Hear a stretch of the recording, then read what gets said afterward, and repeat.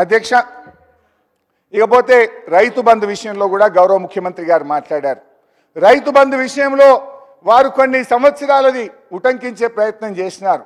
రైతు బంధులో వారు చెప్పిన దాంట్లో కొంతవరకు సత్యం, కొంతనేమో సత్య దూరం.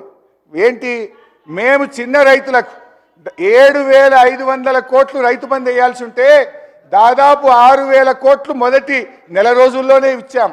ఏదైనా చివరి 200, 300, 500 కోట్లుంటే ఆలస్యం జరిగి ఉండొచ్చు.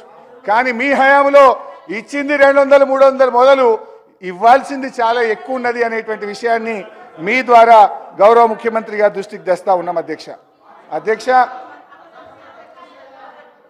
మీరు మాట్లాడొద్దంటే కూర్చుంటామక్క, మీరు మాట్లాడొద్దంటే కూర్చుంటామక్క. అధ్యక్ష, ముఖ్యమంత్రి గారు ప్రతిసారి నా మీద ఓ అగ్గిపెట్ట ముచ్చట తీసుకొస్తారు.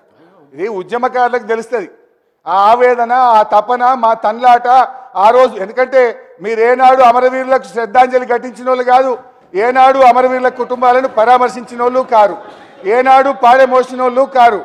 ఉద్యమకారుల మీద తుపాకులు పట్టుకొని పోయిన మీకు అమరవీరుల గురించో తెలంగాణ పోరాటం గురించో మీకు తెలుస్తుందని నేను అనుకోను.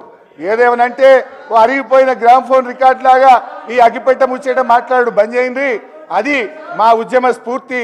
మేము ఆ రోజుల్లో పోరాటంలో మా ప్రయత్నాన్ని మీరు అట్లా కించపరిచో తగ్గించో రాజకీయంగా విమర్శ చేస్తామనుకుంటే అది మీ విజ్ఞతకే వదిలేస్తున్నాం.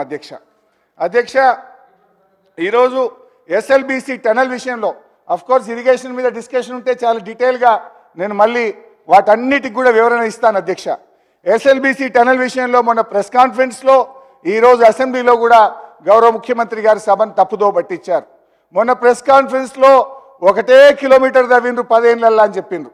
ఇవాళ అసెంబ్లీలో 1.5 కిలోమీటర్ మాత్రమే తవ్వారు ఈ 10 ఏళ్లలో అని చెప్పి ఒక తప్పుడు మాటను సభలో చెప్పి రాష్ట్ర ప్రజల్ని మీరు తప్పుదో పట్టిస్తూ ఉన్నారు.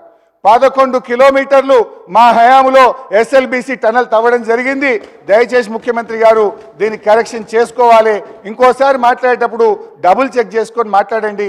అది మీ పొజిషన్కు, ఆ కుర్చీకి మీకు తగదు అని చెప్పి గౌరవ ముఖ్యమంత్రి గారికి మనవి చేస్తూ ఉన్నాం.